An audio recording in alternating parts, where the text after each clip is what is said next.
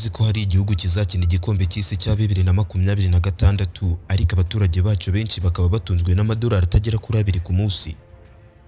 Mu gihe ibihugu bikomeye nka Leta Zunze Ubumwe za Amerika, Ubudage na Brazil bitegura World Cup bafite ubukungu bukomeye, hari n'ibindi bihugu bitanu bikenye cyane nabyo byabonye itike yo kujya muri iri rushanwa rihanzwe amaso n'isi yose.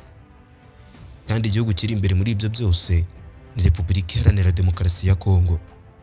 Ariko se ni gute igihugu gifite zahabu, uruta diyama n'amabuye y'agaciro menshi gishobora kuba gikennye gutya?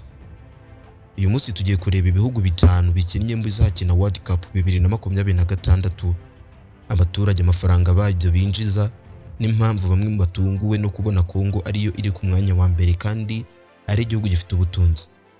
Reka nguhe ikaze hano muri Sana World Official. Niba ari ubwa mbere utubonye ukande subscribe niba utarigeze ubikora, bahaye ikaze.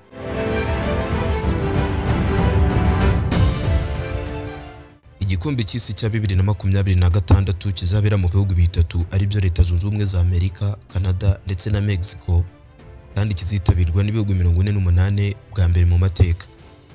Ariko nubwo byose bereho yabyo ntabwo ingana. Hari ibihugu bifite ubukungu bunini cyane n'ibindi abaturage benshi babamo ubuzima bugoye cyane. Ku mwanya wa gatanu turasanga igihugu cyitwa Uzbekistan. Iki ni igihugu cyo muri Aziya kizakina World Cup bwa mbere mu mateka yacyo. Iki ni igihugu gituwe n'abarenga miliyoni 37, kandi buri muturage abarirwa hagati y'ibihumbi 6 n'ibihumbi 7 y'amadolari ku mwaka. Nubwo ubukungu bwa Uzbekistan butari hasi cyane ugereranyije n'ibindi biri kuri uru rutonde, Uzbekistan iracyafatwa nk'igihugu kiri mu nzira y'amajyambere. Gusa kuba bahageze muri World Cup byafashwe nk'intsinzi ikomeye cyane ku gihugu cyabo.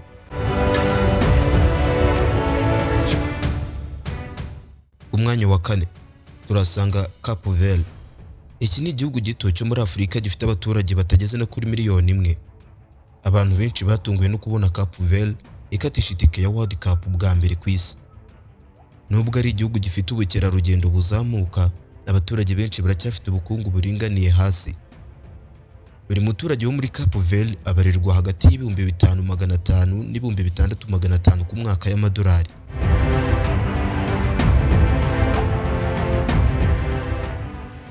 Umwanya wa gatatu hari Jordan. Iki ni igihugu cyo mu burasirazuba bwo hagati kizakina World Cup bwa mbere mu mateka yacyo.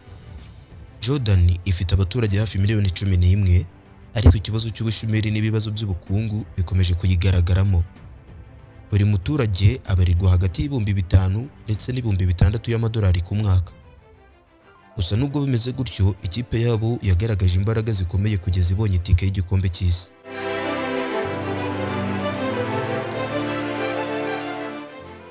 Umwanya wa kabiri turasanga Haiti.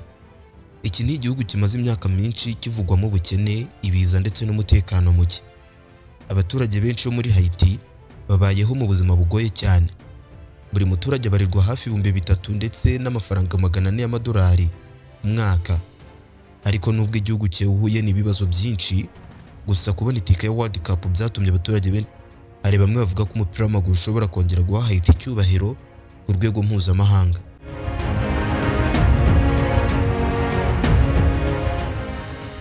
Umwanya wa mbere nk'uko twabivuze hari Repubulika Iharanira Demokarasi ya Kongo.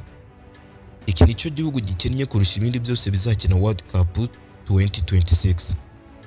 Igitangaje kurushaho ni uko Kongo ari kimwe mu bihugu bifite umutungo kamere mwinshi cyane ku isi.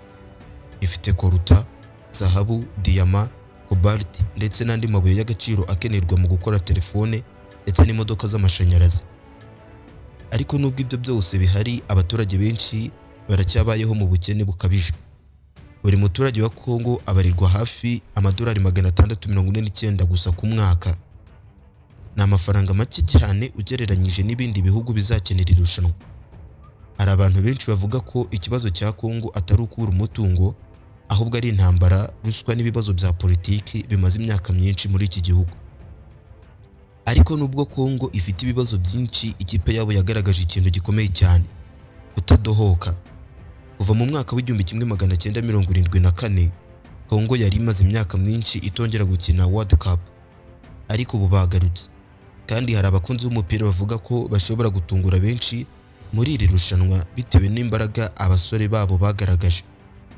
Ibi nibyo bihugu bitanu bikenye cyane bizakina igikombe cy'isi cya 2026.